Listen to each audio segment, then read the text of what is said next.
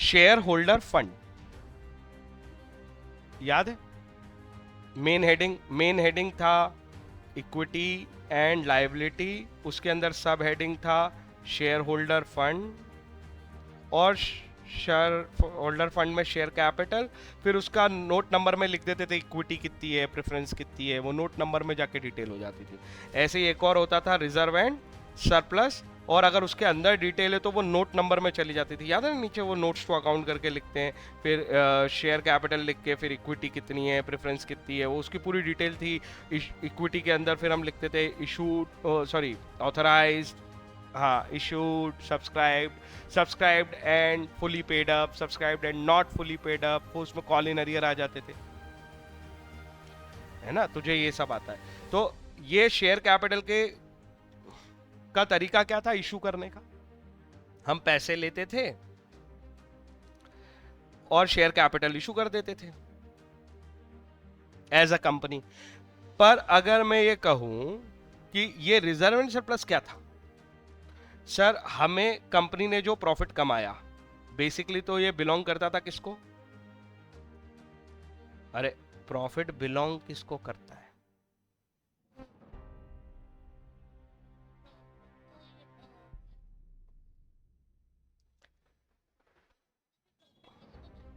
हाँ हाँ, चलो मैं बताता हूं। प्रॉफिट मतलब प्रॉफिट बिफोर टैक्स, इसमें से सबसे पहले टैक्स जाता था, याद आ रहा है था? टैक्स के बाद प्रॉफिट आफ्टर टैक्स, उसमें से अगर कोई प्रेफरेंस डिविडेंड है तो पहले वो जाता था। कैश फ्लो में ये चीज बहुत अच्छे से यूज करनी पड़ती थी, नहीं तो कैश फ्लो का क्वेश्चन बनता नहीं था। याद आ रहा है? फिर वो प्रॉफिट डिविडेंड मतलब प्रेफरेंस डिविडेंड देने के बाद जो बचता है वो रेसिडुअल प्रॉफिट है तुम्हारा। उस रेसिडुअल अर्निंग को या प्रॉफिट को आप क्या करते थे, उसमें से जितना रिजर्व रोकना होता था उतना रोक लेते थे, जनरल रिजर्व जैसा, और जो बचता है वो डिविडेंड की तरह बांटते थे इक्विटी वालों को। ऐसा याद आया कि नहीं आया? ये फ्लो था ना प्रॉफिट बटने का। प्रॉफिट बटने का फ्लो याद आ रहा है या नहीं आ रहा है?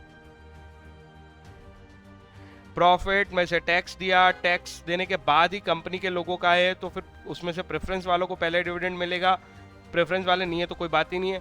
बाकी जो रेसिडुअल अर्निंग है वो इक्विटी शेयर होल्डर को बिलोंग करती है, उसी में से रिजर्व रोका जाता है।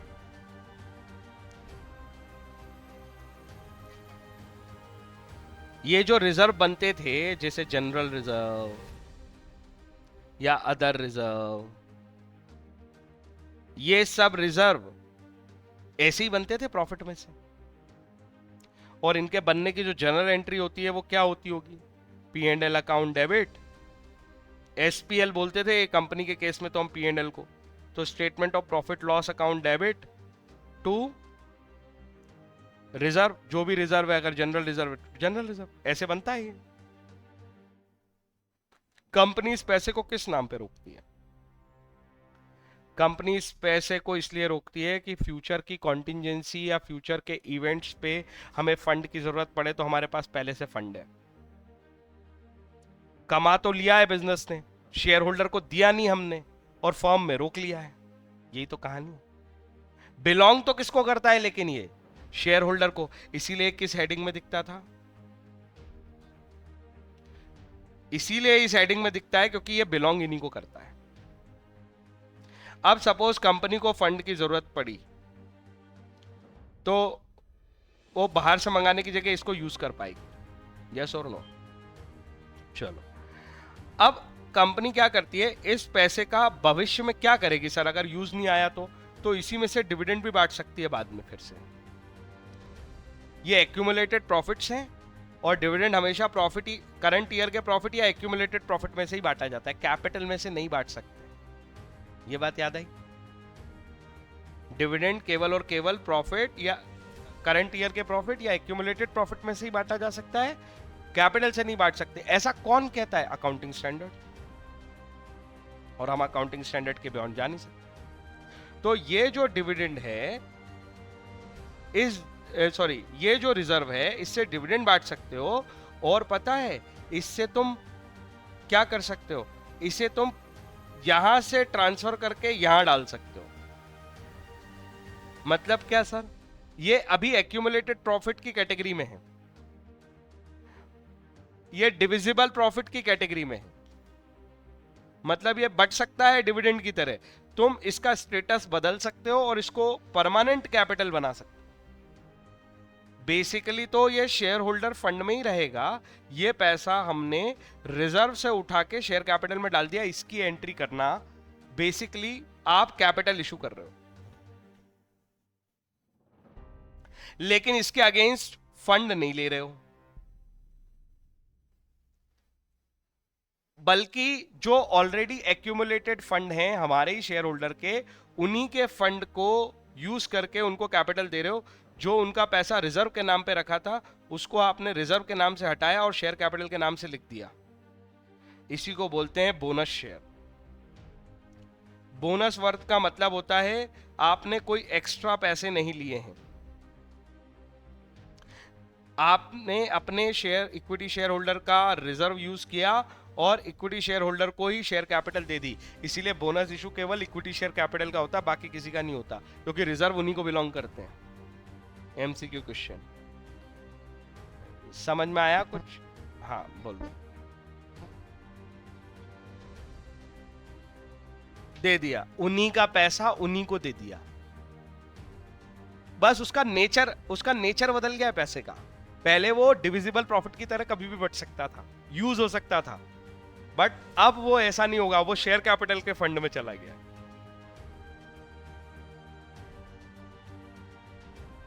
क्योंकि हमने कोई फर्दर पैसा नहीं लिया है कैश में इक्विटी शेयर होल्डर से, इसलिए इसकी टर्मिनोलॉजी बना दी बोनस शेयर। कोई बहुत कठिन बात लगी तुझे तो बता दे।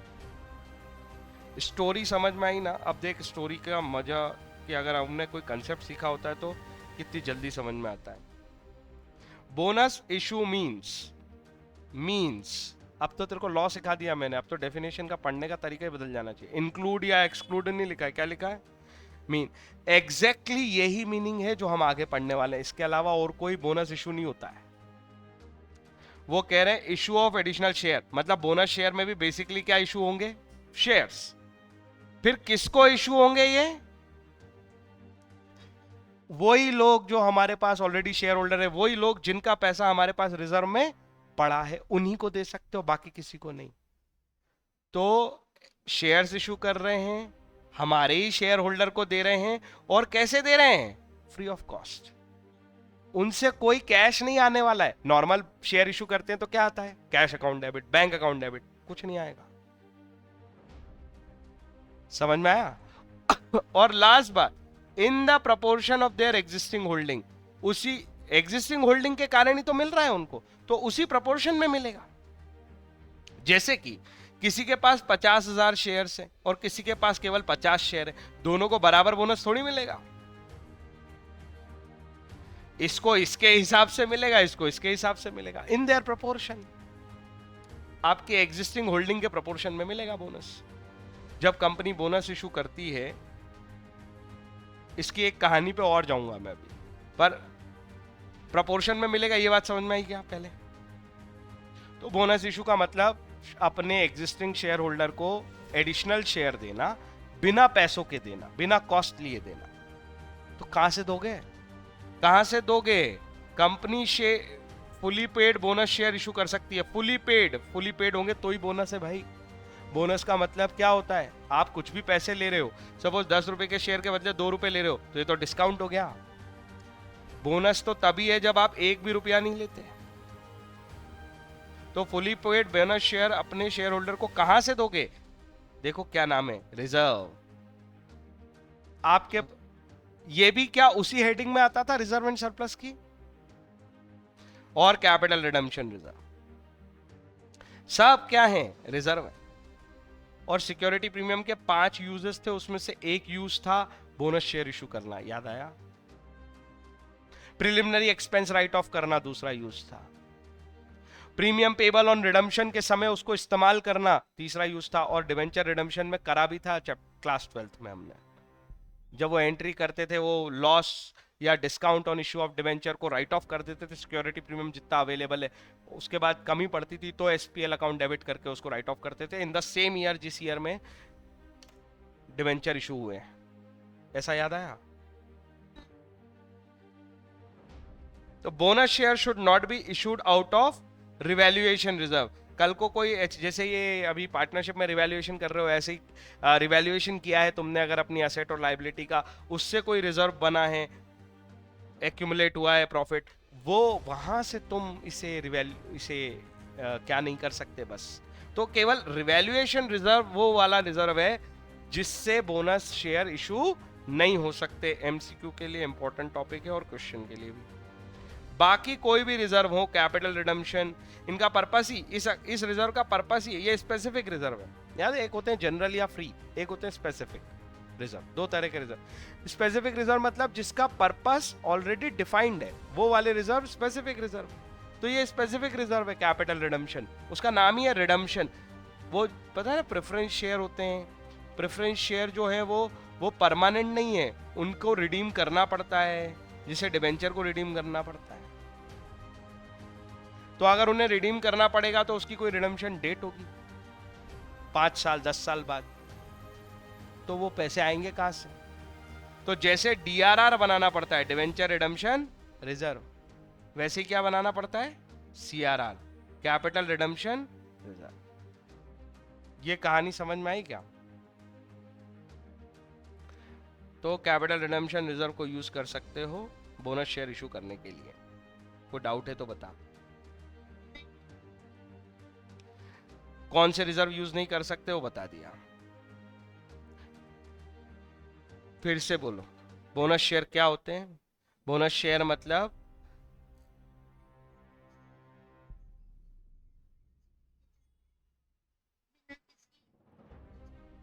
Free cost, free of cost या कॉस्ट फ्री। हाँ, और in the proportion of their existing holding. सबको बराबर नहीं मिलेंगे, जिसके पास ज्यादा शेयर है उनको ज्यादा बोनस मिलेगा, जिनके पास कम शेयर है उनकी होल्डिंग के प्रोपोर्शन में देंगे। कहां से देंगे?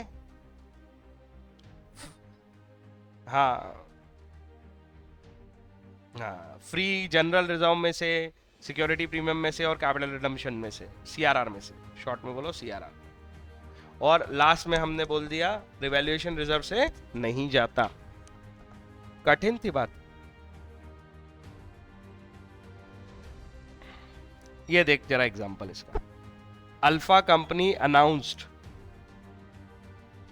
Bonus issue to its shareholder. Alpha company ने कहा हम अपने शेयर होल्डर को बोनस अनाउंस कर रहे हैं। रेशो क्या तय किया? 2:3। 2:3 का पढ़ने का मतलब समझना।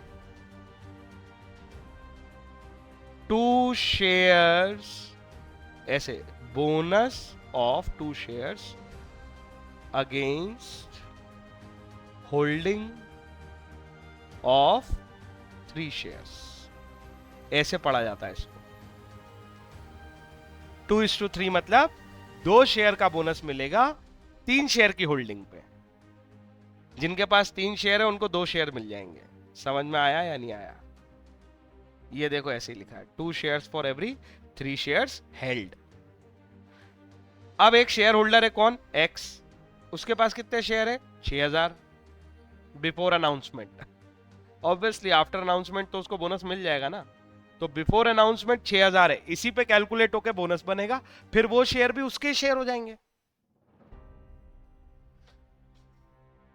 How much share will he will have, तो उसको कितना शेयर मिलेगा बोनस इशू में? तो सिंपल है ना, 6000 डिवाइडेड बाय 3 इंटू 2। नहीं आया समझ? ऐसे इसको ऐसे सोचो, 3 के बदले 2 देंगे, ये हेल्ड है, ये बोनस है। तो 6000 हेल्ड है कि बोनस है? उसने हेल्ड दे दिया है, तो बोनस हम निकाल देंगे। इसको इससे मल्टीप्लाई, इसको इससे मल्टीप्लाई। अरे ऐसे भी तो समझ में आ जाएगा ना, तब भी इक्वेशन वही बनेगी। कोई डाउट है? 4,000 आएंगे। तो 4,000 आने के बाद कितने शेयर हो जाएंगे उसके पास? How much share would have after bonus issue? Yes. क्या ये बहुत कठिन थी बात? देखो इसमें कौन आ गया, कंपनीज एक्ट। वो क्या कहता है, उसका एक सेक्शन बनाया उसने 63, वो बोलता है हम बात करेंगे बोनस शेयर कैसे बटेंगे। तो जब कंपनी लॉ कुछ बोल रहा है तो हम उसके बाहर तो जा नहीं सकते, हमें जो सीखना है इसी से सीखना है। इसमें क्या लिखा है, according to this section company में issue fully paid bonus share to its member. अपने मेंबर को वो फुली पेड बोनस शेयर दे सकती है, अलाउ कर दिया, अलाउ। इस लैंग्वेज से ये पता चला कहां से दे सकती है, आउट ऑफ 1 2 3 बस। अकाउंट में क्या लिखा है वो छोड़ो, लॉ में जो लिखा है वो इंपॉर्टेंट है। क्यों? क्योंकि अकाउंट तो इंटरनेशनल रूल्स के हिसाब से भी बन जाएंगे, लेकिन इंडिया में चलेगा क्या, इंडिया का law. Provided that no issue of bonus share shall be made capitalising reserve credited by revaluation of asset. कोई दिक्कत? तो वो सब जो हमने ऊपर पढ़ा हमारे लॉ से लिखा है, इसलिए पढ़ा है ऐसा। किसी और कंट्री में कुछ और हो सकता है, कोई दिक्कत नहीं है, हमारी कंट्री में तो यही चलेगा। सब सेक्शन 2, अभी तो ये सेक्शन 1 पढ़ा था, देखो सब सेक्शन 1 पढ़ा था, अब सब सेक्शन 2 ये क्या कहता है, ये कुछ और बात करता है। No company shall capitalise its profit और reserve for the purpose of issuing bonus share under sub section 1 unless, मतलब क्या दे रहा है पता है, कंडीशंस। आप ये सब कर सकते हो जो हमने सब सेक्शन 1 में आपको बोला है, अलाउ किया है, आप कर सकते हो, लेकिन आपको क्या क्या करना पड़ेगा, आपके आर्टिकल में ये ऑथराइज होने चाहिए बात। फिर बोर्ड ने रिकमेंडेशन दिया होना चाहिए, फिर ऑथराइज इन जनरल मीटिंग होना चाहिए, मेंबर्स की जो मीटिंग होती है उसमें भी परमिशन होना चाहिए, फिर आपने पीछे कोई डिफॉल्ट ना किया हो payment of interest of principal और फिक्स डिपॉजिट, मतलब ये आपके सब क्रेडिटर थे, आप अपने क्रेडिटर को तो पैसे दे नहीं रहे हो और आपस में बांट रहे हो बोनस, कैसे?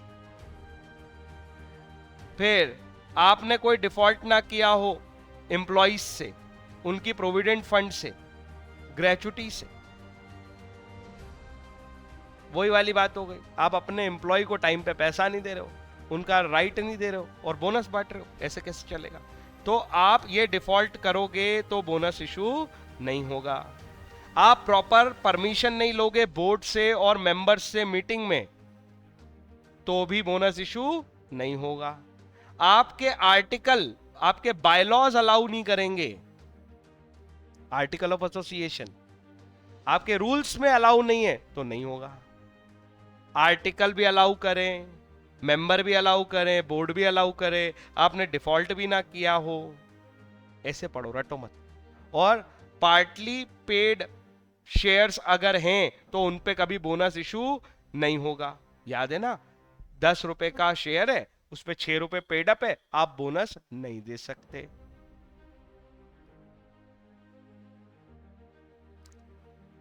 कोई डाउट?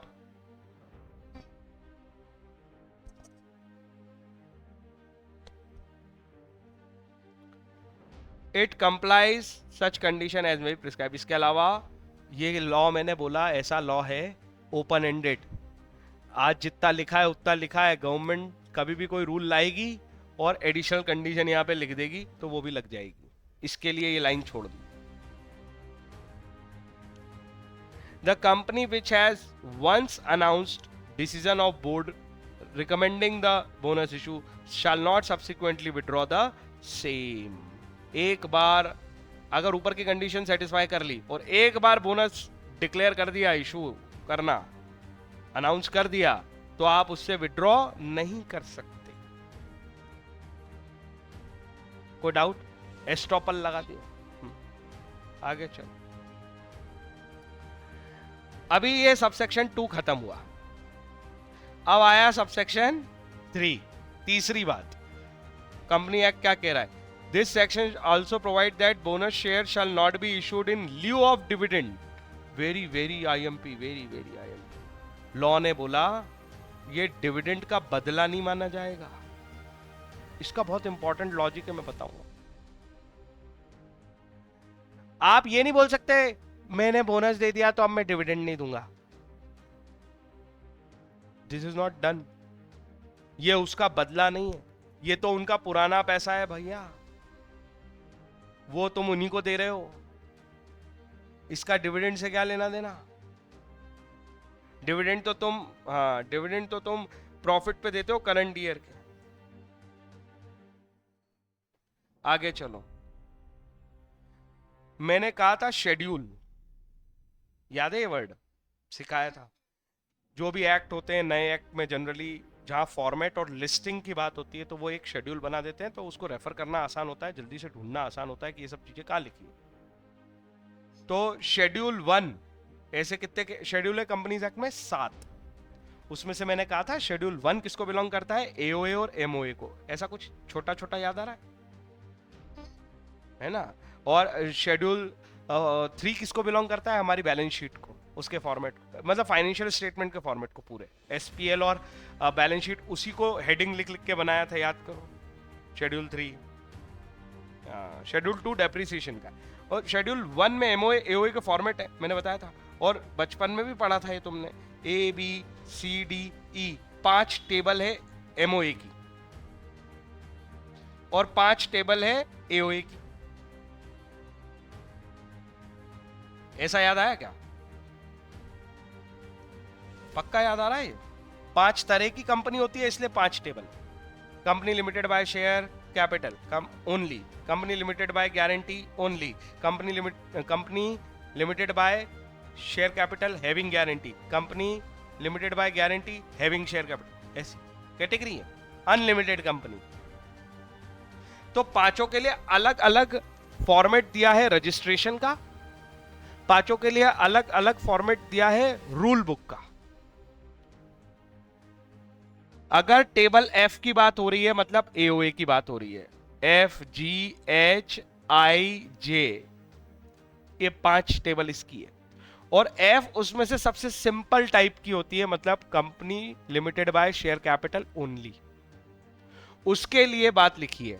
तो as per para 39 of table A F, ये रेफरेंस टेबल एफ में मिलेगा। टेबल एफ में अगर हम पैरा 39 में चले जाएं तो ये पूरा एड्रेस लिखा है कि आपको कहां जाना है, समझ में आ रही ना बात? Para 39 of table F under schedule 1। तो मैंने बताया इसमें एओए ओपन हो जाएगा और उसमें आर्टिकल ऑफ एसोसिएशन में रूल बुक जैसा कुछ लिखा होगा। क्या लिखा है जरा देखें। अ कंपनी जनरल मीटिंग करेगी, मतलब मेंबर की मीटिंग बुलाएगी, किसके रिकमेंडेशन पे? बोर्ड के रिकमेंडेशन पे। उसमें रिजॉल्व करेगी, रिजॉल्व मतलब वोटिंग करके डिसाइड करना, इसको रिजॉल्व करना बोलते हैं, रिजोल्यूशन पास होना बोलते हैं। आया समझ? तो उस रूल बुक में लिखा है कि कंपनी मेंबर की मीटिंग बुलाएगी बोर्ड की रिकमेंडेशन के बाद। पहले बोर्ड रिकमेंड करेगा कि मीटिंग बुलाओ, फिर मीटिंग बुलाई जाएगी मेंबर की, और मेंबर की मीटिंग में वोटिंग करके डिसाइड किया जाएगा कि ये डिजायरेबल है to capitalise the part of amount of being standing to the credit of the company reserve account, मतलब जो रिजर्व अकाउंट के सामने अमाउंट लिखे हैं उसको क्रेडिट करके कैपिटलाइज कर देंगे, हम परमानेंट नेचर पे ले जाएंगे। ऐसा लिखा होगा तुम्हारे ड्राफ्ट में जो लोग पढ़ेंगे वोटिंग के पहले। It is desirable to capitalise, desirable ये कंपनी के हित में है ऐसा करना, इस पे वोटिंग होगी। To the credit of profit and loss account और अदरवाइज अवेलेबल डिस्ट्रीब्यूशंस, मतलब रिजर्व के नाम पे पैसा पड़ा हो, पी&एल अकाउंट, ये भी फ्री रिजर्व होते हैं, तो जो भी पैसा डिस्ट्रीब्यूशन के लिए पड़ा है उसको हम कैपिटलाइज करेंगे, ऐसा डिजायर है, डिजायर है, इच्छा है, और मेंबर इस पे वोटिंग करेंगे कि हाँ इच्छा है। रिकमेंडेशन पहले बोर्ड करेगा, फिर मेंबर वोटिंग करेंगे। किस चीज की वोटिंग हो रही है समझ में आ गया ना? रिजर्व को कैपिटलाइज करने की। That such amount accordingly set free for distribution in specified manner among the member who have been entitled thereto if distributed by the way of dividend and in the same proportion। वो बोल रहे हैं कि हम इनको, इस fund को capitalise करके डिस्ट्रीब्यूट कर रहे हैं, मतलब कि बेसिकली आपको पैसे नहीं दे रहे डिविडेंड बोल के, आपको शेयर कैपिटल ट्रांसफर करना है और सेम प्रोपोर्शन में करेंगे। ये उसी तरह, पर क्या ये उस तरह से होगा जैसे डिविडेंड डिस्ट्रीब्यूट होता है, लेकिन ये इन ल्यू ऑफ डिविडेंड नहीं है। ये उस तरह से होगा जैसे डिविडेंड डिस्ट्रीब्यूट होता है, लेकिन ये इन ल्यू ऑफ डिविडेंड नहीं है। इन ल्यू ऑफ डिविडेंड नहीं माना जा सकता, ये तो साफ लिख दिया इसमें। कोई डाउट है क्या?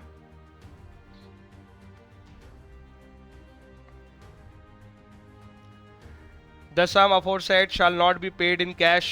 ये पैसा कैश में नहीं जाएगा, ऑब्वियसली इसके बदले तो हम शेयर दे रहे हैं। Subject to the provision content in the clause either in or outward, paying up amount for the time being used unpaid, shares held by such member respectively, paying in full unissued share of the company shall be allocated and distributed credited as fully paid up to among such member in the proportion aforesaid, partly in the way of A and partly in the way of B above. ये सब कहानी क्या है sir? ये कह रहे हैं कि भैया अनपेड शेयर्स के ऊपर बोनस नहीं दिया जा सकता, अनइशूड शेयर के ऊपर बोनस नहीं दिया जा सकता। अनइशूड पे भी नहीं दोगे, अनपेड पे भी नहीं दोगे, ना कैश में दोगे।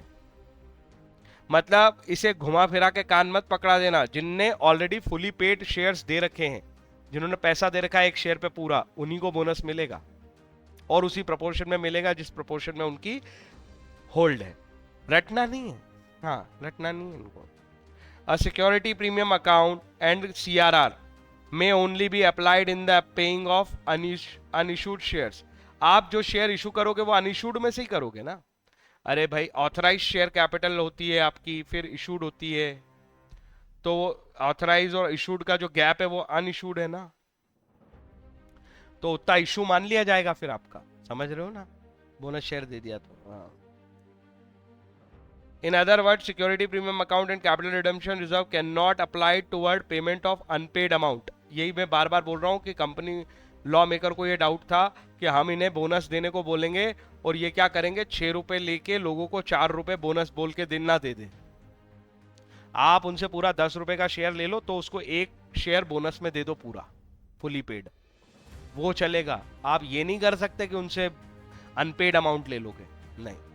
Fully paid share bonus fully paid shares पे ही बोनस शेयर इशू होगा। कोई डाउट, कोई दिक्कत? कंक्लूजन लिखा है, bonus share cannot be issued unless partly paid share are made fully paid up. तो कोई पार्टली पेड शेयर पे उन पे बोनस इशू नहीं होता। मैं ये इतनी देर समझा रहा हूँ कि फुली पेड करने के बाद ही आप बोनस इशू कर सकते हो। कोई डाउट? कंक्लूड। और वो बोल रहा है आपको अलाउ है फ्री रिजर्व यूज करना for paying amount unpaid on shares held by existing share holder. क्या मतलब हुआ इसका? आप जैसे 6 रुपए पेड अप है तो पहले उनको 4 रुपये पे करवा लो, पर इसको बोनस नहीं बोलोगे। आप अपना रिजर्व यूज कर सकते हो इन 4 रुपए को पे कराने में। 10 रुपए पेड हो जाए फिर बोनस इशू करो।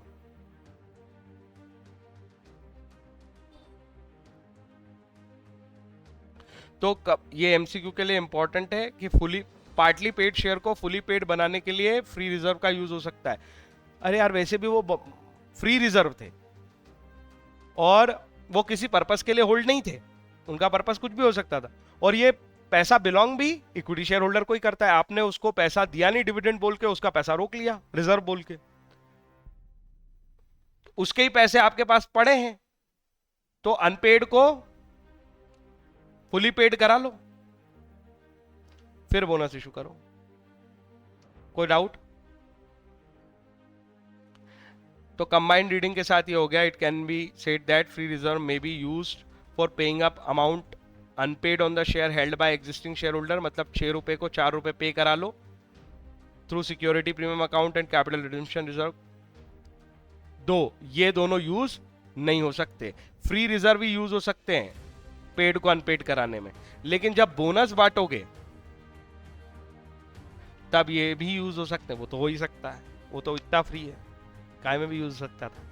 कोई समस्या है ना? मजेदार पॉइंट।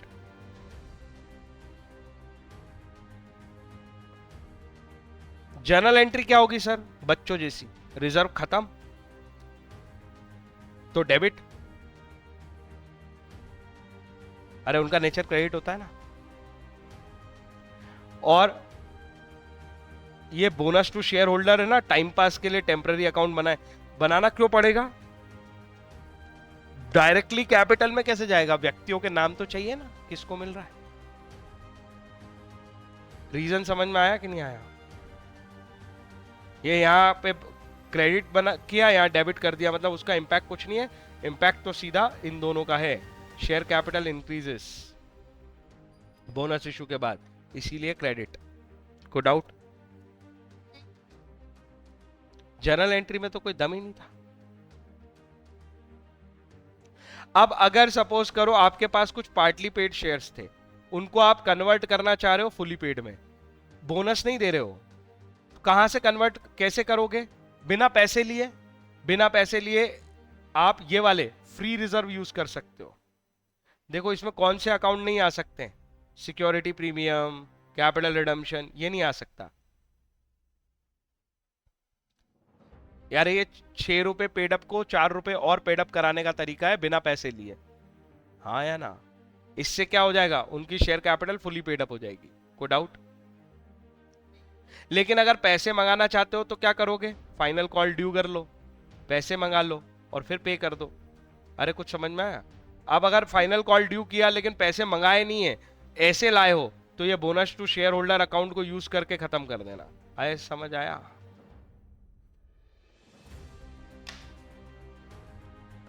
हम फाइनल कॉल ड्यू करके कैश मंगाते थे, यहां पे हमने रिजर्व यूज कर लिया। कैश अकाउंट डेबिट की जगह पे एक लाइबिलिटी डेबिट कर दी है। अरे या तो असेट डेबिट होती, नहीं तो लाइबिलिटी कम हो जाए, एक ही तो बात होती है। ये पक्का समझ में आ गया है कि नहीं आया है? ये देखो बच्चों जैसा क्वेश्चन है। Following item appear in the trial balance of the Bharata limited listed company 31 March. 40,000 equity share of 10 each, 4 lakh रुपए के अमाउंट हो गया। CRR इतने का है, security premium collected in cash इतने का है, जनरल रिजर्व इतना है, सरप्लस इतना है। अरे इसमें फ्री रिजर्व और स्पेसिफिक रिजर्व लिखे हुए हैं और कुछ नहीं है। Company decide to issue equity share bonus, equity shareholder bonus share at the rate 1 share for every 4, 4 के बदले 1, तो कितना बोनस इशू होगा?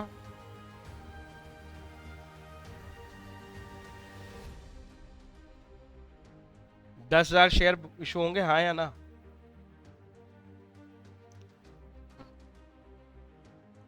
It decided that it should be minimum reduction in the free reserve. Management ने ये decide किया है कि भाई मिनिमम रिडक्शन किसमें करेंगे? Free reserve. पता है फ्री कौन कौन से हैं?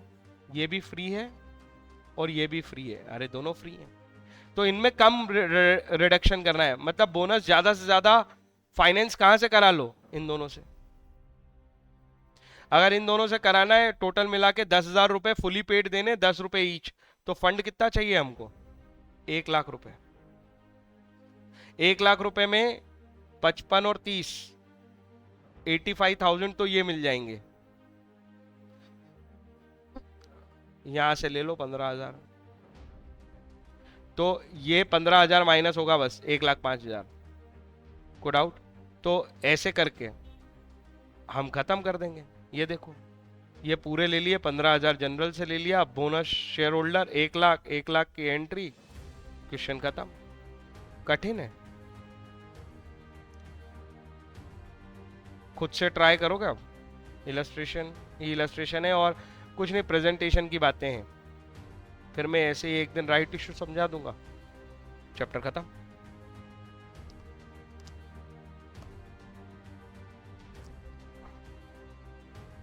ठीक है।